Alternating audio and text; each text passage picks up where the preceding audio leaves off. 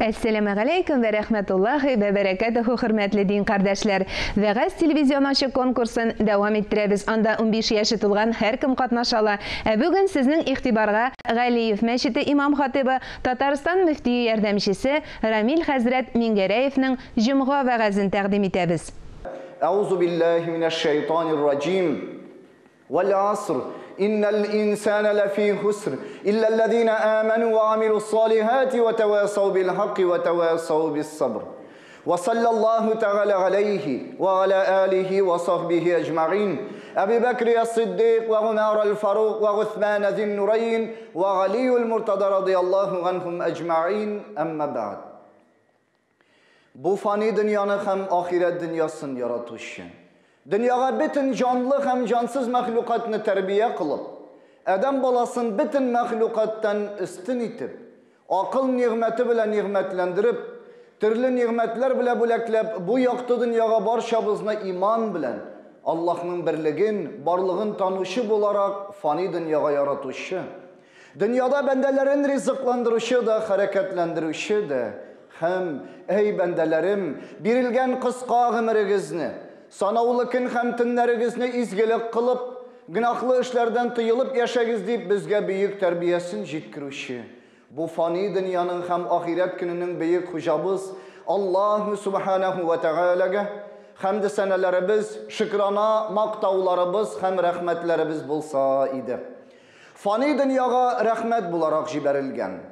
Ümmeti için bütün ağırlıklarga tüzip, sabır itip, üstüne yükletilgen peygamberlik, Resullük vazifasını jitkirir için jiberilmiş, ahiret gününün büyük Resulü siyikli peygamberimiz Muhammed Mustafa sallallahu aleyhi ve sellem'ge salavat ve dualarımız erişse idi.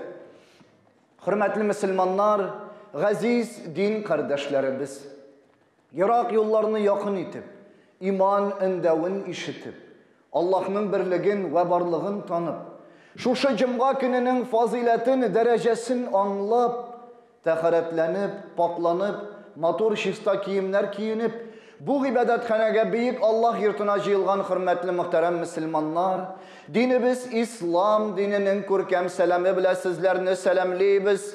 Esselamu aleykum ve rahmetullahi teala ve berekatuhu. Dünyada bulgan milyardan artık Müslüman ümmeti için mübarek izgi aylarının birisi. Zilhicce ayı.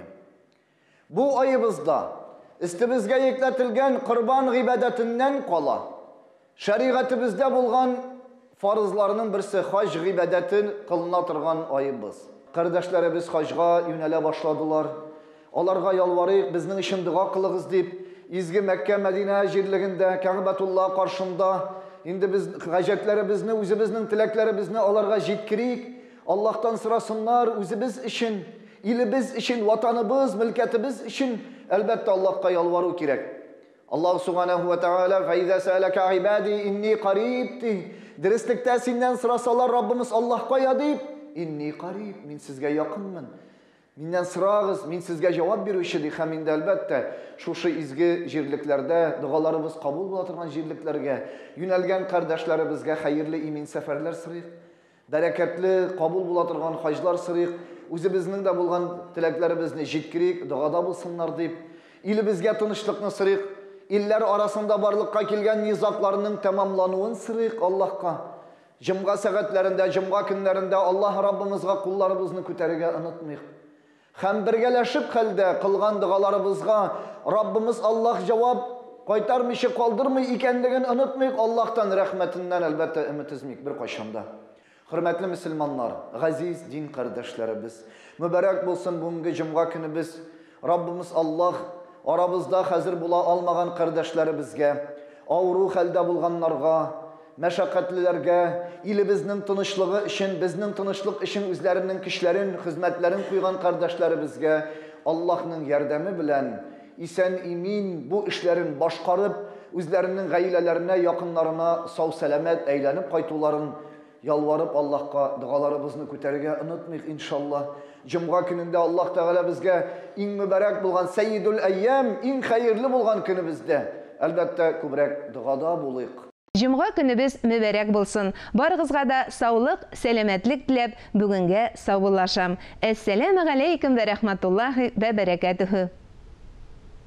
Татарстан дәүләт телерадиокомпаниясе, Татарстан мөселманнарының диния нәзарәте вагаз телевизион ачык конкурсын игълан итә. Гаризалар 2023 елның 1 октябренә кадәр видео язма рәвешендә кабул ителә. Тулырак мәгълүмат TRT-сызыкча tv.ru сайтында.